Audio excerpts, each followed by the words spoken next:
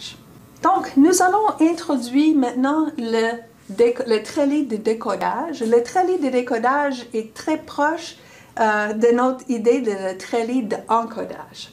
Donc, il y avait la même géométrie, si on veut. On a une treillis qui a ici les 4 états qui répètent. Ici sont toutes les transitions valides. Donc, la ligne pointillée, la ligne solide, c'est exactement ce qu'on a vu avant.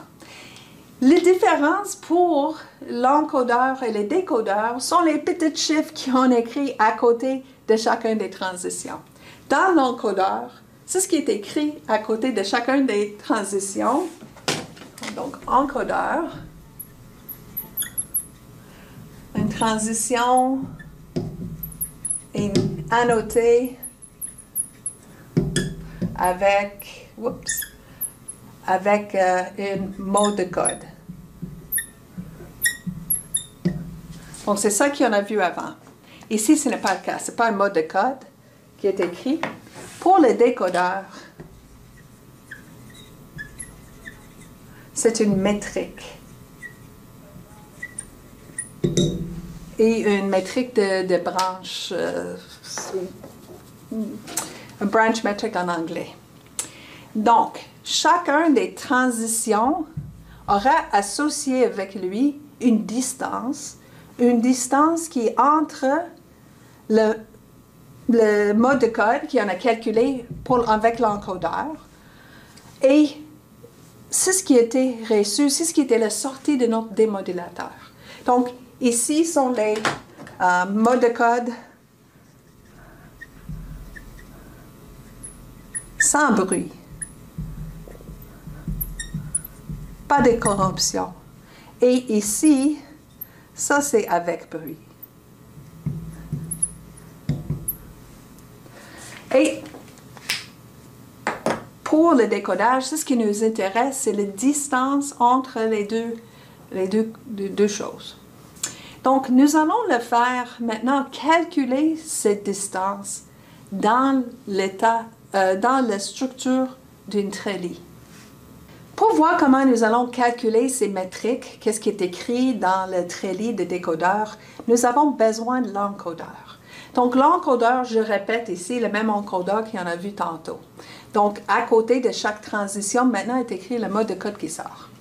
Voici, c'est les données. Donc, on sait c'est quoi les données qui étaient envoyées. On peut tracer dans l'encodeur la progression pour ce chemin associé avec cette séquence d'informations. Donc, avec cet exemple des bits, voici, j'ai tracé exactement c'est quoi le passage d'un état à l'autre, de A à B, B à D, D à C, C à B, B à D. B vers D. Et quand je lis à côté de chaque transition le mode de code, voici la sortie de l'encodeur. Donc, on voit l'encodeur, qu'est-ce qui était la sortie. Normalement, on n'a pas cette information au décodeur. Au décodeur, on ne sait pas c'était quoi la donnée envoyée. C'est ça notre souci, de trouver c'était quoi. Nous allons donc, dans le décodeur, c'est ce que nous allons exploiter, c'est une connaissance de code qui était utilisé pour l'envoi et notre connaissance de sortie de démodulateur. Donc, voici le Z. Qu'est-ce qui sont les décisions fermes qui étaient la sortie de notre démodulation. Donc, pendant le premier intervalle de temps, le démodulateur a sorti 1-1 comme les bits reçus, etc. pendant le temps. Donc, c'est ce que nous allons faire. On sait qu'on a commencé à A. On ne sait pas c'est quoi les bits qui étaient envoyés, mais on sait qu'on commence à l'état A. Donc, au décodeur, je commence à l'état A. Et je commence à faire des calculs. J'ai commencé à l'état A. J'ai reçu Z T1 est égal à 1, 1. C'est ça que j'ai écrit ici.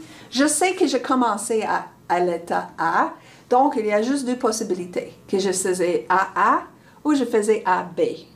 Donc, je regarde dans l'encodeur ici et je regarde pour ces transitions. Mais la transition A vers A le mode de code sera 0, 0. Et pour la transition A vers B, le mode de code sera 1, 1. C'est ça que je lis dans mon encodeur. Donc, je regarde. J'ai dit, OK, c'est ça que j'ai reçu. C'est les deux possibilités de ce qui a été envoyé. Donc, je fais mes calculs. Je calcule la distance. La distance de Hamming et le nombre de bits qui sont différents. Donc, si je regarde ici, c'est ce qui a été reçu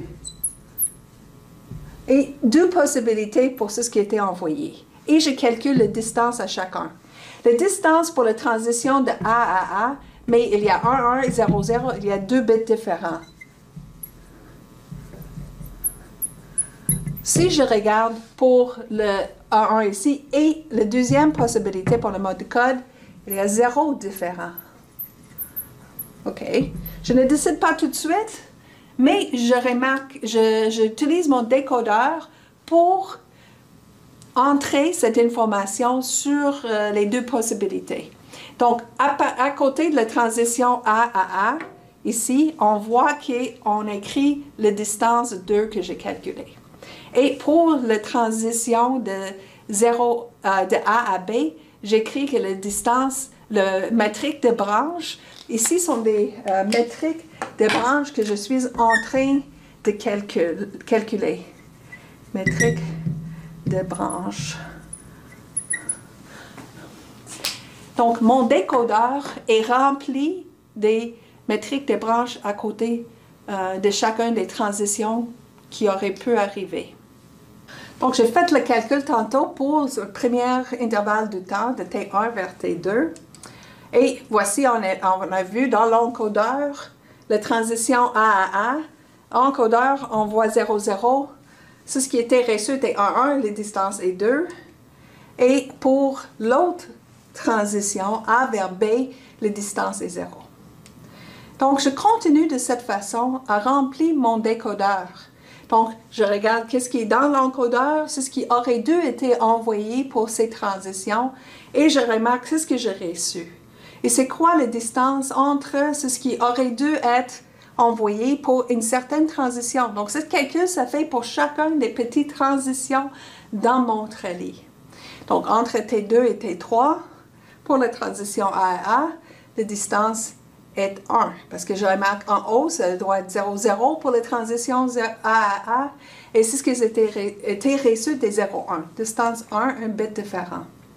Transition A à B, normalement, ça doit être 1, 1. C'est ce que j'ai reçu, 0, 1. Donc, il y a un bit différent. On crée la distance 1. On fait la même chose maintenant dans le deuxième intervalle de temps. On sait plus, avant je savais que je commençais à A, mais maintenant j'aurais pu être à A ou à B, donc il y a deux autres transitions possibles qu'il faut que j'examine. Les transitions de B à C, distance 2, et la transition de B à D, distance 0. Chaque fois que j'écris distance 0, oh, probablement c'est ce chemin-là. Ça sera en exploitant seulement les métriques de branche, mais nous allons faire des choses beaucoup plus performantes que ça.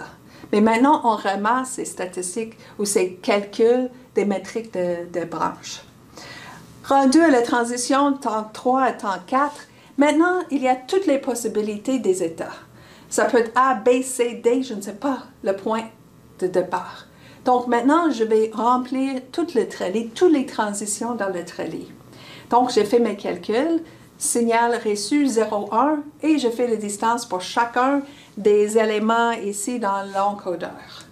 Et je remplis de cette façon. Et bien sûr, plus que le temps avance, j'aurai toujours 8 transitions possibles, donc 8 calculs à faire pour le métrique de branche. Donc, j'ai dit que le métrique de branche n'était pas toute la puissance, si on veut, de notre décodage. C'est ce qu'on utilise, c'est une deuxième métrique. Cette métrique, c'est ce qu'on appelle en anglais « a path metric » ou le métrique de chemin. Et ça, c'est l'ensemble, parce que nous cherchons une séquence le plus vraisemblable. Une séquence, ce n'est pas une décision dans un intervalle de temps, mais toute une séquence, une progression. Donc, maintenant, nous regardons entre le T1 et le T5, nous allons faire des calculs pour différents chemins. Donc, il y a beaucoup de chemins possibles. J'ai juste choisi 2 chemins pour vous donner une idée de comment est-ce qu'on calcule, c'est ce que j'appelle le métrique de chemin. Donc, je commence à l'état A, je finis ici à l'état A, mais j'ai 2 chemins différents qui auraient pu être suivis pendant la transmission. Donc, dans le premier chemin, j'ai pointillé, solide, solide, solide, donc ça correspond à la transmission de 1, 0, 0, 0. Et à côté de chacune des transitions ici, on a écrit les métriques de branche. Donc, pour chercher le métrique de chemin, je prends la distance pour chacun des branches et je fais la somme. Donc, 0 plus 2 plus 1 plus 1, c'est donc 4. Et j'écris à côté que cet chemin, il y a une métrique égale à 4. Pour l'autre, mais c'est pointillé, pointillé, solide, solide. Donc, je sais que ce chemin, ça correspond à la transmission de séquence 1, 1, 0, 0. Et je calcule maintenant pour ce chemin, c'est quoi la métrique de chemin. Et je vois les métriques de branche 0, 0, 0 et 1. Donc, la somme est égale à 1. Donc, maintenant, quand je veux choisir lequel est le plus vraisemblable, je vais choisir le chemin le plus court. Donc, c'est la métrique de chemin qui décide. Je ne vais pas décider qu'ici était lesquelles transitions étaient valides. Je vais voir toute la séquence. Donc, ici, entre ces deux, si je voulais choisir entre ces deux lequel est plus vraisemblable, ça va être la métrique en bas. Reculons un peu et pensons. Chacune des métriques de branches, ils sont quoi? Ils sont le nombre de bits en erreur. Donc, 2 bits qui s'arrivent, c'est beaucoup moins probable que 0 bit. Donc, si on faisait notre décision juste sur un seul chemin, serait basé juste sur ce concept que moins des erreurs sont plus probables que plus d'erreurs. Mais ce n'est pas très performant parce que ça ne tient pas compte de la structure de notre code. La structure de notre code, c'est basé sur les transitions qui sont valides. Donc, on va rejeter plusieurs. Mais aussi, la force du code, c'est basé sur ces corrélations d'une transition à une autre transition. Et cette corrélation pour les transitions, on peut le voir pas avec les métriques de branche, mais avec les métriques de chemin. Donc, ici, j'avais les 2 métriques, dont la dernière partie de mon examination va être de comparer différents chemins pour voir lequel métrique est le plus vraisemblable, donc le plus petit. Donc, quand j'ai 2 chemins, quand j'arrive à un certain point, à T5, j'arrive à état A. Et je pose la question. Pour arriver à l'état A, à temps 5, j'aurais pu passer par un chemin ou l'autre. Mais je décide tout de suite, entre les deux, mais le plus petit, c'est celui-là que je vais garder. À chaque point dans le décodeur, quand j'arrive à un état, il y a toujours 2 chemins qui arrivent à cet point, à cet état, parce qu'il y a toujours juste 2 transitions valides qui amènent à un état. Donc, ici, il y aura toujours 2 choix. Et les 2 choix, nous allons choisir le plus vraisemblable. Donc, on ne va pas garder pour le temps qui vient, quand je veux examiner T6. Pourquoi garder les 2 chemins? Parce que je sais toujours qu'il y a un des 2 chemins qui est préférable. Donc, je garde le préférable. Et on appelle ça le chemin survivant. Celui-là va survivre. Je vais le considérer à toutes les époques après, tout le temps après. Ce chemin va être considéré. Mais l'autre, nous allons l'éliminer. Nous allons le couper. Juste comme dans une plaque plante dans le jardin, nous allons le couper et il ne sera plus partie de notre lit. Donc, c'est partie de notre algorithme pour chercher c'est quoi la séquence le plus vraisemblable. Nous allons le faire au fur et à mesure pour des calculs faciles, lesquels à une distance plus grande.